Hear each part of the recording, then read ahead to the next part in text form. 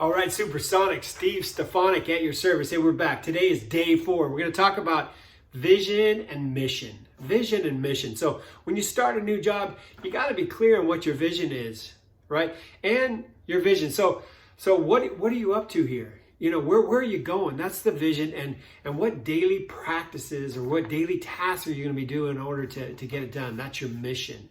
And you know, one of the challenges when we enter a new company, people are always going to be questioning, like, who is this guy? What is he going to do? Right? So we know that if we don't take a stand for who we are around our vision and mission of what we're going to accomplish, then people are going to try to take their stand against us. They're actually going to say, hey, why don't you come in line with me? Why don't we bring your resources this way? Or why don't I leverage your resources? Right? And so this is one of the biggest challenges when we enter a space. If we're not clear on our vision and mission, that people will then start to create their own for us. And this is where it's so important to take a stand. Take a stand, like stand up for who you are. And part of that practice is to be able to communicate that very clearly out there. Very clearly so people can hear it. And unfortunately, it's not just one meeting that they'll understand you. And the reason being is that, you know, people are already in their own common sense. They're in their own worlds. They really don't know your jargon, your language, you know, even who you are. You might be a threat, and they may have shut down to even listen to you until you've established yourself, so to speak. So it's going to require multiple meetings, multiple conversations, multiple times that you're putting out there. So there's a model called the 3 R's. And it's a communication model that actually speaks to the lower level of communication, so you can craft the environment, the conversation to really reach people over time to make this happen. And the first piece of this model is called reciprocation. Reciprocation, that, you know, that's back and forth. That's like playing tennis. In order to learn tennis, you have to hit the ball across, and it has to come back. And in that coming back, you kind of learn how a human being interacts with that ball, how they send it back, what pace, what not, what spin, all that kind of stuff. Conversation is the same way. You have to build the opportunity to reciprocate with the people that you're serving your vision and mission to. You're going to have to ask them questions. You know, what did you hear? How did that land? Did that make sense? Right? So as you build this reciprocation back and forth, it really begins to build a common language between you two. And between you and your teams, between you and management, between you and others. So reciprocation is one of the fundamental things that we don't do. We sometimes just speak out, and we don't allow the feedback to come and really realize whether or not we even delivered the message we wanted. So remember, reciprocation is the first part of the model. The second is recurrence. And recurrence, it seems obvious, right? Just say it over and over and over again. But there's a deeper part of recurrence, and that's our biology. And the biology of our human being is that when we enter a new situation, first and foremost, whether we know it or not, we go into a survival mode. Am I safe here? Is this person a threat, or is this an opportunity?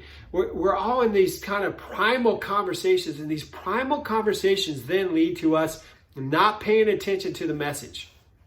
Not at all. So we have to, in terms of recurrence, create safe environments for people to be. So if you have a meeting, a one-on-one with your people, have it in the same place each time. Sit in the same place each time. Create an environment that's comfortable for them to be okay with letting their guard down. And as they let their guard down over time, that you're not a threat, right? You're not going to get rid of them. You're not going to, criticize them or what have you. All these fears are in their mind that they may not survive under your leadership. There's a way that you need to calm their biology. And that comes through recurrence over and over again, that they get this recurrent practice that, hey, this guy's not a threat, or this lady's not a threat. The third one is called recursion. Recursion is to bring back upon itself. You know, and this is a very important one, because everybody has their own glossary. They have this own way of listening to the world. And rightly so. We were raised in different cultures, raised with different languages, raised with different parents, and everybody has kind of taught us our own little way of interpreting the world. And sometimes when we speak from our point of view, they can't hear it because they have their own point of view. So recursion is to really go into someone's world and listen to how they listen. Get clear on what are some of the things, like if they're football players, or football fans, They understand the game, and so sometimes we can bring across our points in their language, in football, right? And they'll be able to go, oh yeah, that makes sense. If they're engineers, speak in engineer ease, right? If they're sales and marketing, speak in that way. Sometimes we think that our way is the only way, and we don't get our message across. So when you join a new company, you become present in this company, right? We talked about mind, body, and spirit. We talked about vision and mission. But part of that is to be able to communicate that out, right? We want to basically be in a situation where we're reciprocating back and forth, getting clarity on what's really happening. Recursion, settling their biology that it's a safe environment, that they can really start to listen. And lastly, speak into their listening. How do they view the word? How do you speak into it that they go, yeah, I got that. That makes sense. Because you use their language. You use their understanding of how to bring across your point. And you'll get more acceptance in you allowing you to move into this company and get the job done. Supersonic Steve Stefanik at your service. Stay tuned for our last session, session 5.